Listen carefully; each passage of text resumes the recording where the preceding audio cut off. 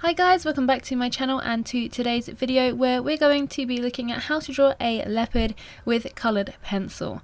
Now before we get into this, if you are interested in how I drew the outline for this, then I used the grid method and I'm going to pop a link in the description below for a video that I have created on exactly how I go about doing that. So if you want to add your outline and everything first and get correct proportions and everything like that, then follow the link in the description and it's going to take you to a grid video so I can explain the outlining process.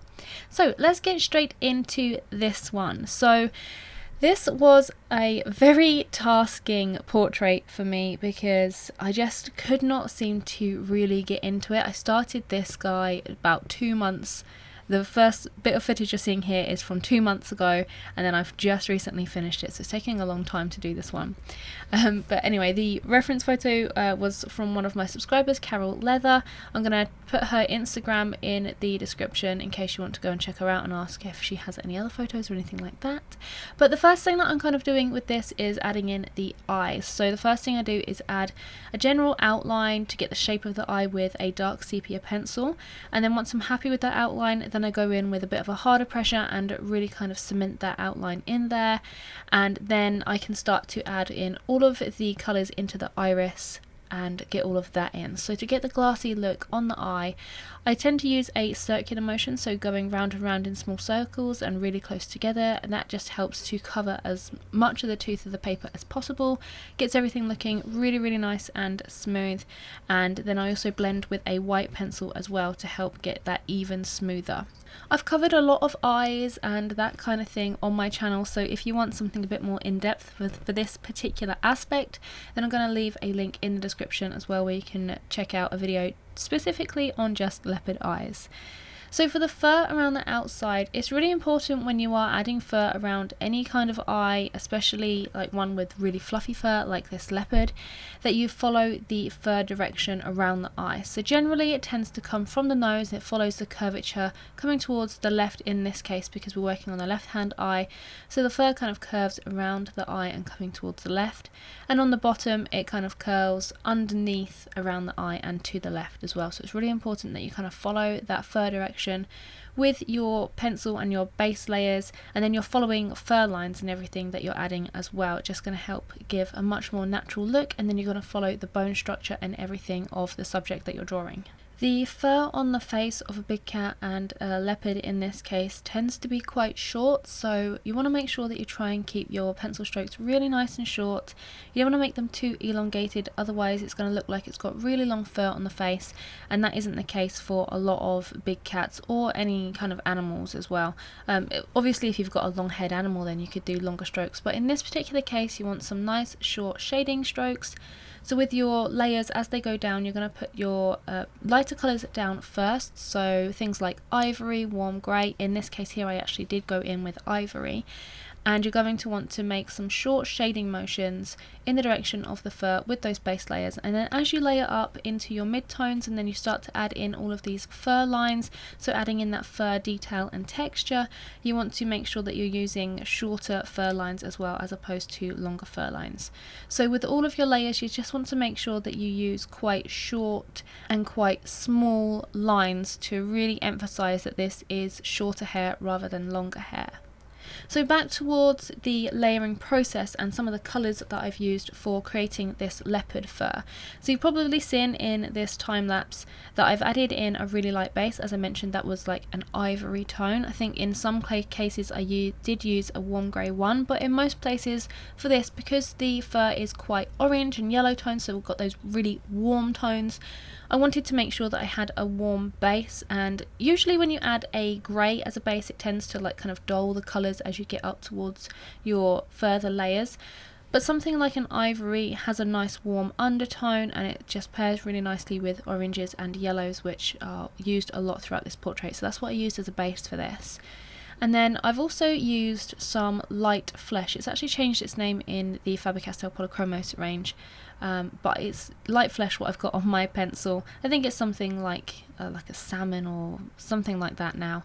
But adding that on top of the ivory tone actually creates a really subtle, really nice apricot tone, and that is perfect for this type and colouring of an animal. So if you've got like tawny, fawny kind of tones going on in your animal, adding in a little bit of pink, a light pink, it doesn't have to be this light flesh tone, but just a light pink colour on top of your light base, so like a creamy base.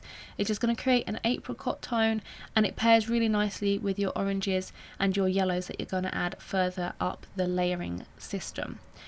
So once you've added in some light pink, then you can go in with some of your midtones. In my case, the midtones here were Beaster, Burnt Ochre and some Raw Umber as well. And then as I got towards the darker colours, so using some of the Walnut Brown and some dark sepia, even a little bit of Burnt Sienna here and there, we've got a little bit of a rich red tone, I start to use a bit more of a fur line technique. So the base layers and the mid-tones you want to use sort of shading down, and you want to again make sure you're working in the fur direction, and then as we're working towards our darker colours, start to then graduate those shading layers into more defined fur strokes, and that's just going to help to build the fur structure. So obviously with a leopard, one of the main things that's going on here are the spots. And this is quite a simple process to actually create, and I've actually released a couple of days ago a stripes in fur video, which is going to help you a lot with creating spots because it's exactly the same process.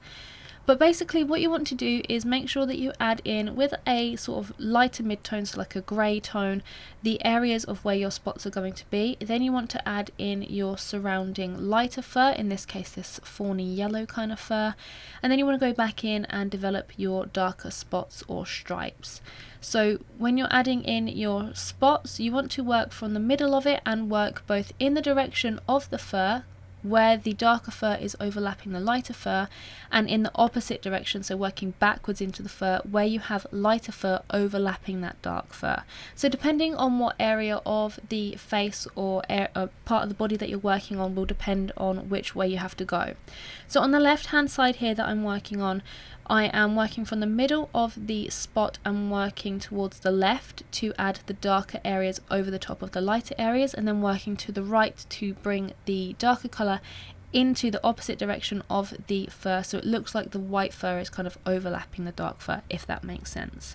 I'll leave a link to the stripes in the fur video below if you want to check it out in a little bit more detail, but basically you just want to make sure that you work on both sides of the spot and that you're making sure that your darker fur is overlapping in the direction that the fur is going, and that your lighter fur is overlapping on top of that spot in the direction that the fur is going.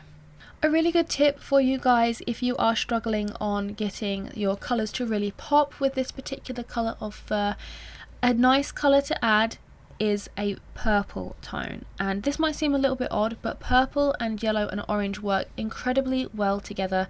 They really bounce off one another and they make each other look really bright. So in your sort of darker yellow areas, you can add a little touch of manganese violet, some crimson, some violet itself, some mauve, anything like that is really going to help your orange and yellow tones sing, and it's going to add a little bit of extra depth and a little oomph to your shadows as well.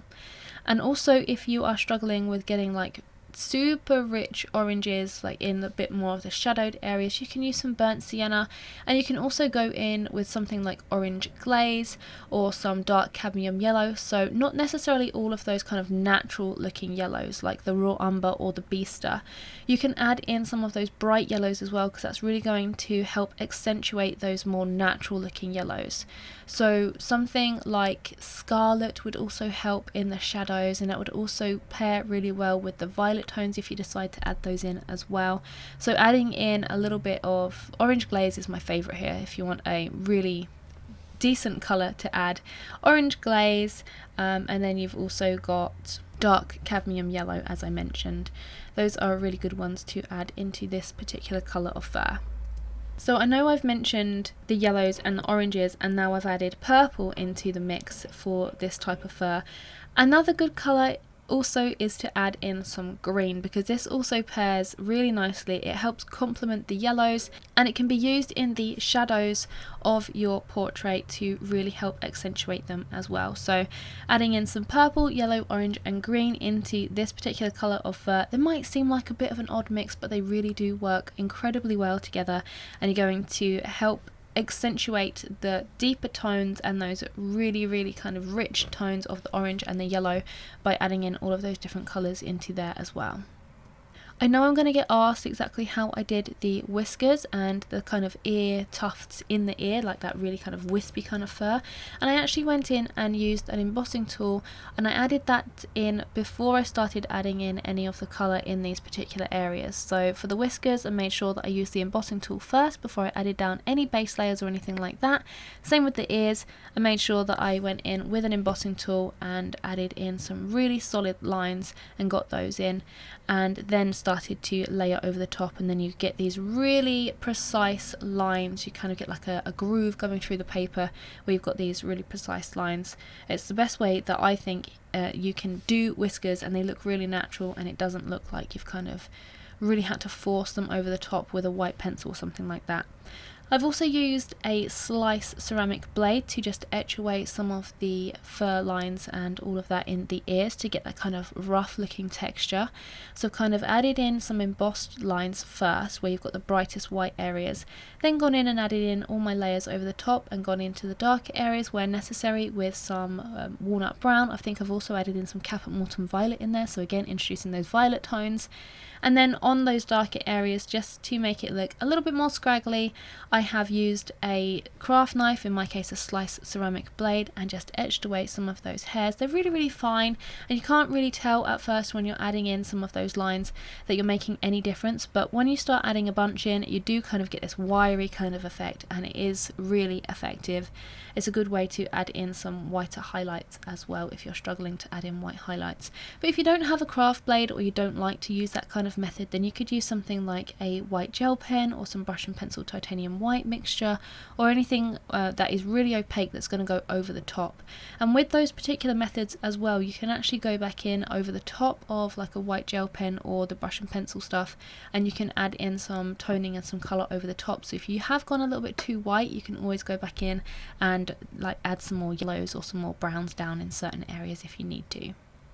So for the nose and the mouth area of this particular portrait, I'm actually going to create some separate tutorials on these particular aspects because it's something that I get asked about a lot, about how to do open jaws with the gums and the tongue and everything. So there's a whole other video coming out about that will interest you, and if you are working on building that particular kind of texture, that's going to be the one for you. But I'm not going to cover it here because I want to go into a little bit more depth and detail about those particular aspects rather than just speed through it like I do with these generic kind of videos for YouTube. But if you do want to follow along with the whole thing in real time, then this tutorial is actually almost 9 hours long, and it's available over on Patreon and to my website subscribers as well. It's called Club Puffin. The links for both of those are below if you want to check them out. We actually started this one off as a live draw along session, and then I have gone through and completed it for you guys, but it's now available, and as I said, it's an almost 9-hour tutorial, and it covers in depth, in real time, all of the different aspects and everything of this portrait. So if it's something that interests you and you want to draw big cats or want to learn how to draw fur or anything like that in detail, then that's going to be your place to go. So I'm going to leave that in the description below. But that's pretty much all that I have for you for this video. I just wanted to quickly describe the layering process and some of the colours that I've used to create this particular type of fur, and yeah, that's pretty much it. I really hope that you've enjoyed it and that you found this useful, and make sure that you watch out for the video explaining how to do the jaw and the nose and all of that stuff. But until next time guys, I will see you later. Bye!